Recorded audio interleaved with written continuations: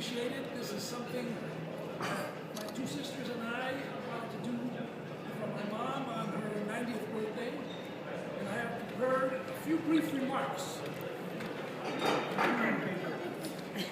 Hopefully this won't go on very long and we'll have time for dessert.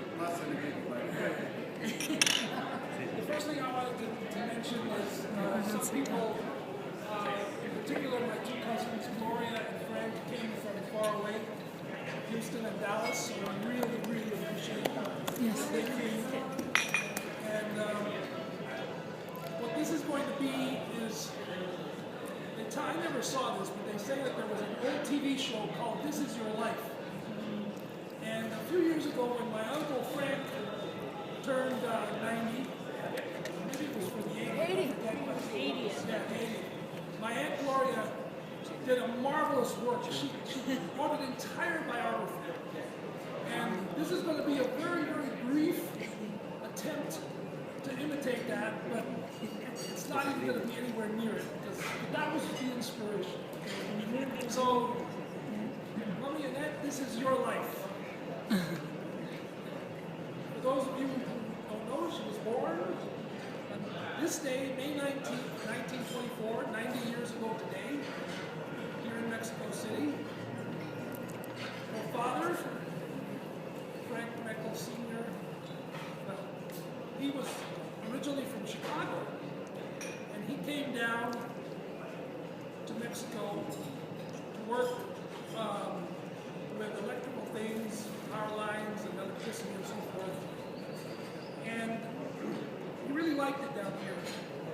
But the thing that really made it for him was he went back to Chicago in the worst winter that they've had in many, many years. And as soon as he saw that, he said, forget this, I'm going back to Mexico. He came back to Mexico, and that's where he stayed. He married my grandmother, Anne Marie Glass, and they had my Uncle Frank, two children. My Uncle Frank turned 90 a couple of years ago, 3 years ago, and my mother Annette. She's a graduate of the American school. It just occurred to me that this could be an American school reunion. We have my uncle, class of 39, my mother, class of 42, Trudy, class of 43, 42, and Cida, I remember, 47, okay, 67, 71, 61, 69, 73. Oh, and yes, and Frank. So we're having a little mini reunion here. After my mother graduated, she worked at the United States Embassy. And she was there for several years. And it was at the U.S. Embassy that she met a young man that was later going to be a very, very strong figure in all of our lives, Sam Atkins. That's where she met, at the U.S. Embassy. Well, anyway, she married in 1949 and had 3 children, myself, Claire, and my sister Amy.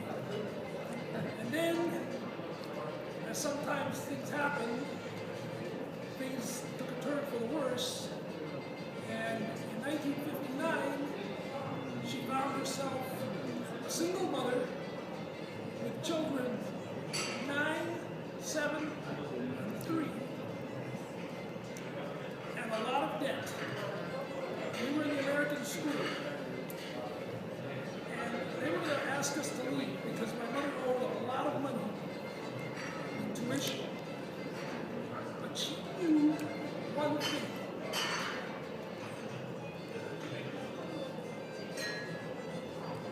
No matter what, she had to keep us in that school. So,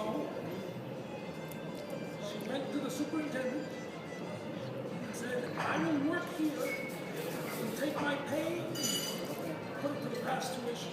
And she started off putting books on the shelves in the library.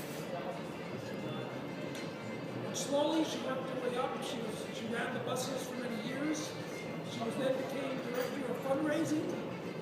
She was at the school for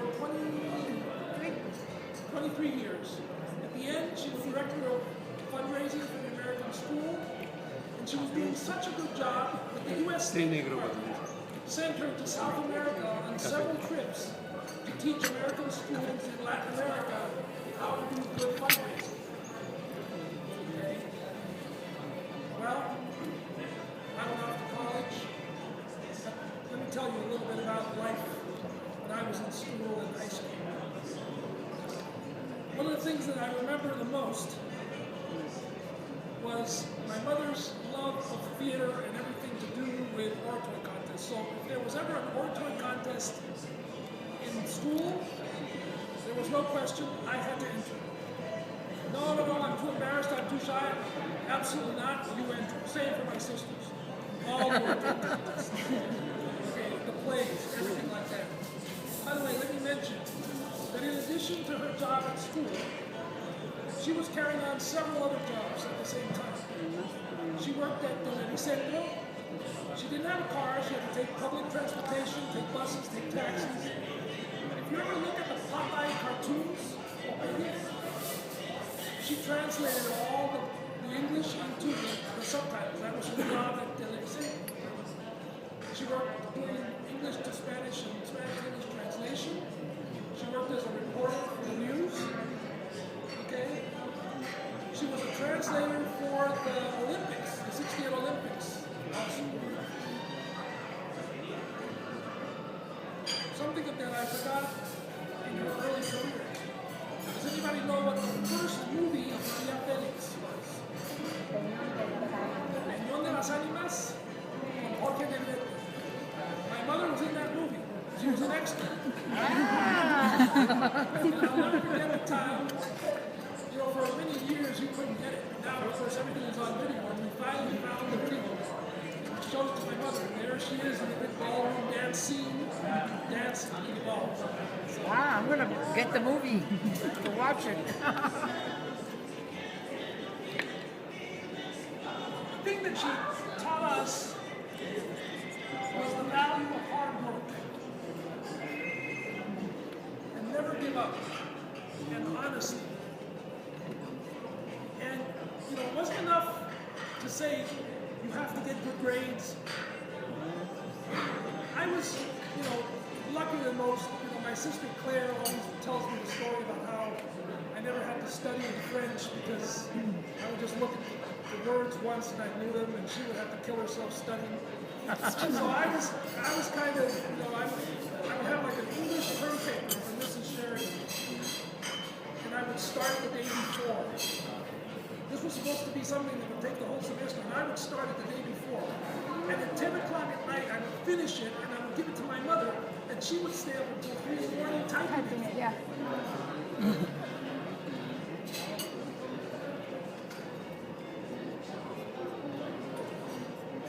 And she typed all our term We papers. went off to college. She, of course, typed up all our college applications, typed up our financial aid applications, and we were very, very lucky to all get into good colleges. And at this point, I want to say something that needs to be said, which is that in spite of all of the hard work and all of the sacrifice and all of the dedication that my mother made for us, there was somebody who was always in the background, who came through in the really tough times, because sometimes it was just too much. And there was always a guardian angel that was ready to step in when they needed it. And that's my uncle. He paid all my room and board in college for 4 years.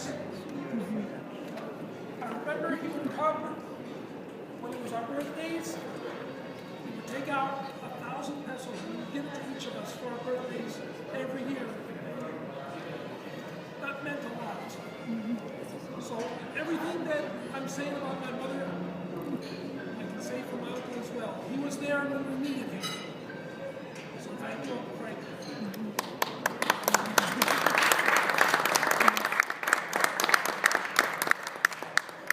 Anyway, in 1970, my mom married Sam. Sam, of course, had been teaching teaching math at the school for many years. He was my godfather. He was my scoutmaster. And I owe a lot to that man. I think there's a lot of people in this room that are both Freddie, not to mention us, that owe a lot to Sam. But anyway, Sam and my mom were married. Shortly thereafter, they founded Camp Amaranth and brought a lot of enjoyment to generations of children through the camps.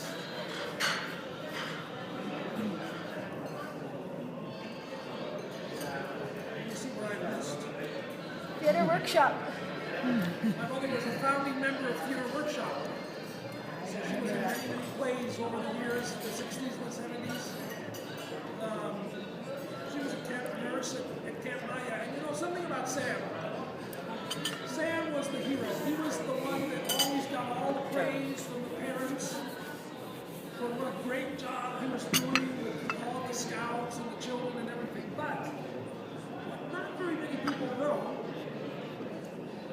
is that even though Sam was kind of the public face to all of that, and the scoutmaster, and taking the scouts up to the west for jamborees and everything like that, okay, he could not have done it. He could not have done it. She was the person behind the scenes.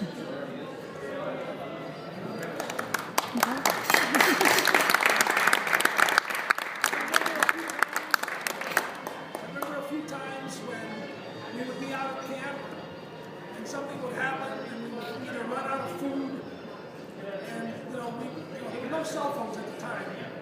So imagine trying to come in from camp. My mom would get a phone call saying, get to the supermarket, I need 20 kilos of meat and a bunch of vegetables and everything. 2 o'clock in the morning, she would drive and he would drive, and they'd meet and exchange the food and he'd take it back to camp. She was behind the wall. Anyway,